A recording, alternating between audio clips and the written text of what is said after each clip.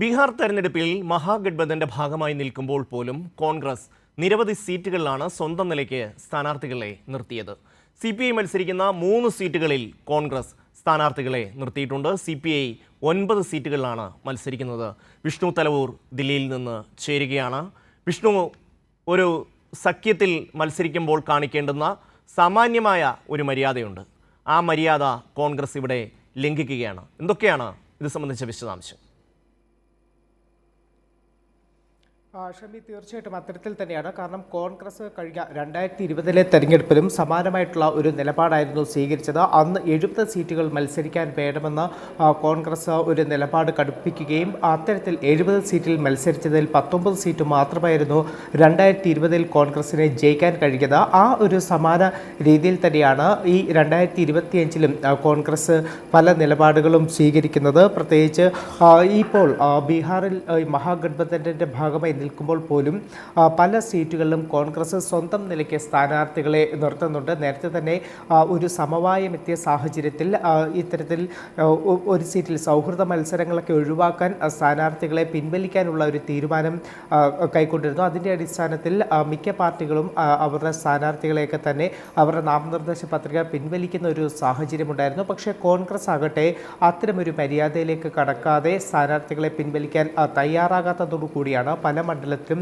ഇത്തരത്തിൽ മത്സരമുണ്ടാകുന്നത്. പ്രത്യേകിച്ച് CPI ഇത്തവണ 9 സീറ്റിലാണ് മത്സരിക്കുന്നത്. കഴിഞ്ഞ തവണ CPI 6 സീറ്റിൽ മത്സരിച്ചിരുന്നു. ഇത്തവണ CPI 9 സീറ്റിൽ മത്സരിക്കുന്നുണ്ട്. ആ 9 സീറ്റിൽ 3 സീറ്റുകളിൽ സ്ഥാനാർത്ഥികളെ പിൻവലിക്കാൻ, അതായത് ഈ സഖ്യത്തിലെ ധാരണ ഉണ്ടായിട്ട് പോലും ആ ധാരണ പ്രകാരം സ്ഥാനാർത്ഥികളെ പിൻവലിക്കാൻ കോൺഗ്രസ് തയ്യാറായില്ല.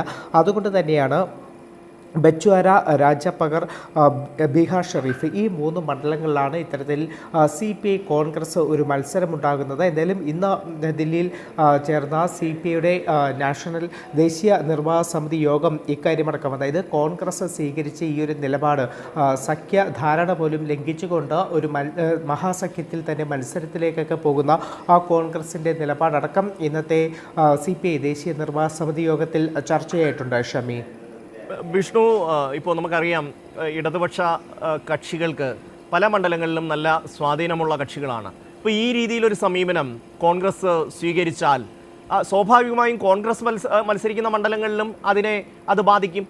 മൊത്തത്തിൽ മഹാഗഠബന്ധൻ്റെ സാധ്യതകളെ തന്നെ ബാധിക്കുന്ന തരത്തിലാണ് ഈ ഒരു നീക്കം കോൺഗ്രസ് നടത്തുന്നത്.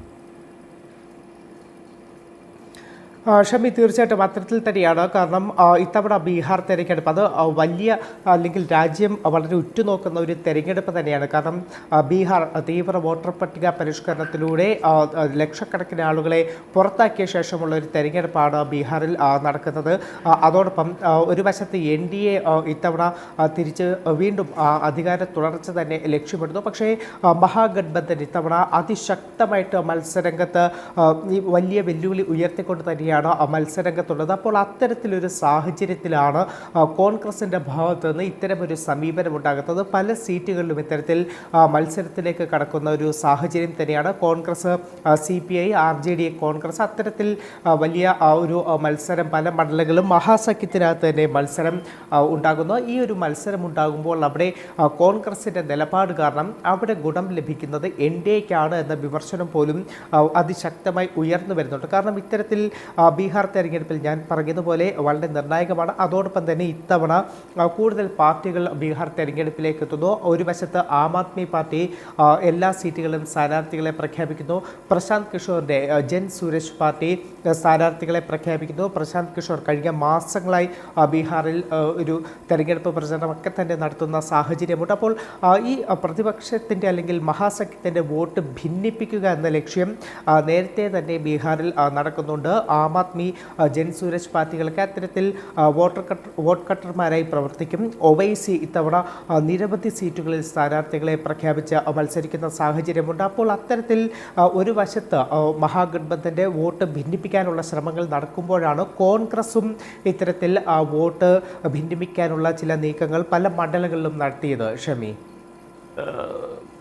വിഷ്ണു, ഈ ജൻസൂരജ് പാർട്ടി, ഈ പറയുന്ന പ്രശാന്ത് കിഷോറിൻ്റെ പാർട്ടി, അത് ഫോക്കസ് ചെയ്യുന്നത് പ്രധാനമായും BJPയുടെ സവർണ വോട്ടുകളിലാണ്. അത് BJPക്ക് തിരിച്ചടിയാകും എന്ന പല വിലയിരുത്തലുകൾ കാണുകയുണ്ടായി. എന്താണ് അത് സംബന്ധിച്ച വിശകലനം?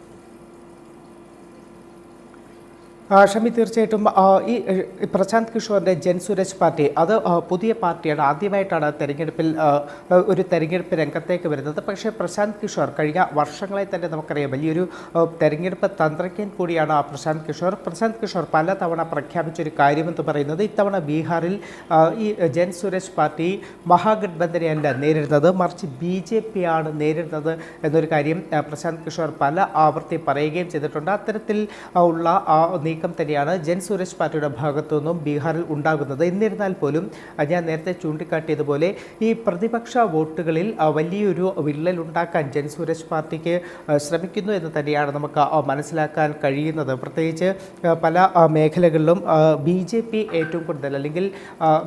ഏറ്റവും കൂടുതൽ നഗരമേഖലകളിലാണ് ബീഹാറിൽ വോട്ട് പിടിക്കാനുള്ള നീക്കങ്ങളൊക്കെ തന്നെ നടത്തുന്നത്. അതിൽ തന്നെ ഇത്തവണ 101 സീറ്റിൽ BJPയും 101 സീറ്റിൽ JDU മത്സരിക്കുന്ന ഒരു സാഹചര്യമാണ് NDAയിൽ അല്ലെങ്കിൽ ബീഹാറിലുള്ളത്. അതുകൊണ്ട് തന്നെ ഇതുവരെ ഒരു മുഖ്യമന്ത്രി സ്ഥാനാർത്ഥിയെ പോലും പ്രഖ്യാപിക്കാതെയുള്ള ഒരു നീക്കമാണ് NDA നടത്തിയിരിക്കുന്നത്. നേരത്തെ തന്നെ നിതീഷ് കുമാറിനെ മുഖ്യമന്ത്രിയാക്കാൻ BJPക്ക് താല്പര്യമില്ല, അല്ലെങ്കിൽ ഇനി NDA അധികാരത്തിൽ വരുന്നൊരു സാഹചര്യമുണ്ടായാൽ മുഖ്യമന്ത്രി നിതീഷ് കുമാർ ആയിരിക്കില്ല എന്നൊരു കാര്യം പ്രതിപക്ഷം മഹാസഖ്യമടക്കം ചൂണ്ടിക്കാട്ടുന്നുണ്ട്. പലതവണ NDA വെല്ലുവിളിക്കുകയും ചെയ്തു ഇത്തരത്തിൽ അവരുടെ മുഖ്യമന്ത്രി സ്ഥാനാർത്ഥിയെ പ്രഖ്യാപിക്കണമെന്ന ഒരു കാര്യം. പക്ഷേ എന്നിട്ടും അത്തരത്തിലൊരു പ്രഖ്യാപനത്തിലേക്ക് പോകാൻ ഇതുവരെ NDA തയ്യാറായിട്ടില്ല, BJP തയ്യാറായിട്ടില്ല. കഴിഞ്ഞ ദിവസം പോലും പ്രധാനമന്ത്രി നരേന്ദ്രമോദി ബീഹാറിലെത്തി തെരഞ്ഞെടുപ്പ് പ്രചരണ റാലിയെ അഭിസംബോധന ചെയ്തപ്പോൾ പോലും നിതീഷ് കുമാറിൻ്റെ നേതൃത്വത്തിലായിരിക്കും മത്സരിക്കുക എന്ന് പറഞ്ഞതിനപ്പുറത്തേക്ക് നിതീഷ് കുമാറിൻ്റെ ഒരു മുഖ്യമന്ത്രി സ്ഥാനാർത്ഥിയെ പ്രഖ്യാപിക്കാൻ പ്രധാനമന്ത്രി നരേന്ദ്രമോദി പോലും തയ്യാറാകാത്തൊരു സാഹചര്യമാണ് ഇപ്പോഴും ബീഹാറിലുള്ളത്. ഷമി.